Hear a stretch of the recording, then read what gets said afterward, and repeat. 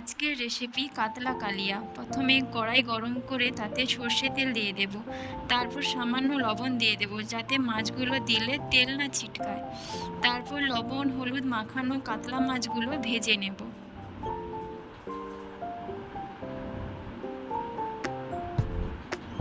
মাছগুলো ভালো করে লাল লাল করে ভেজে নেব।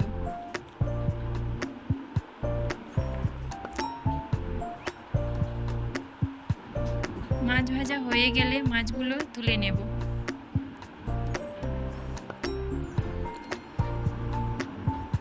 ওই তেলে সামান্য চিনি দেব, তারপর ফোড়নে দেব গোটা গরম মশলা এবং লঙ্কা, তারপর দেব পেঁয়াজ বাটা।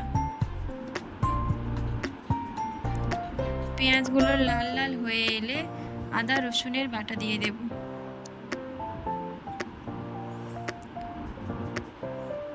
মশলা লাল লাল হয়ে এলে সামান্য লবণ হলুদ এবং লঙ্কা গুঁড়ো দিয়ে ভালো করে মশলাটা কষে নেব। রঙের জন্য দেব কাশ্মীরি লঙ্কার গুঁড়ো। মশলাটা ভালো করে সামান্য জল দিয়ে দিয়ে কষিয়ে নেব।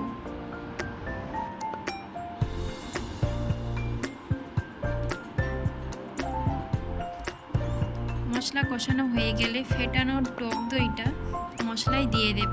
তারপর মশলাটা আবার ভালো করে কষাবো।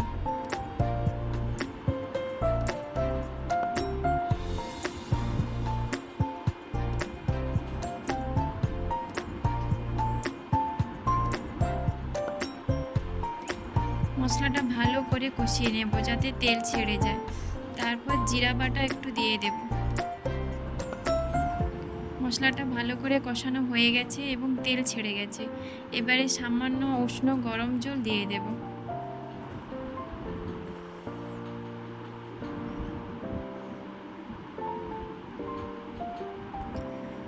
ঝোল ফুটতে থাকলে ভাজা মাছগুলো দিয়ে ফুটিয়ে নেব।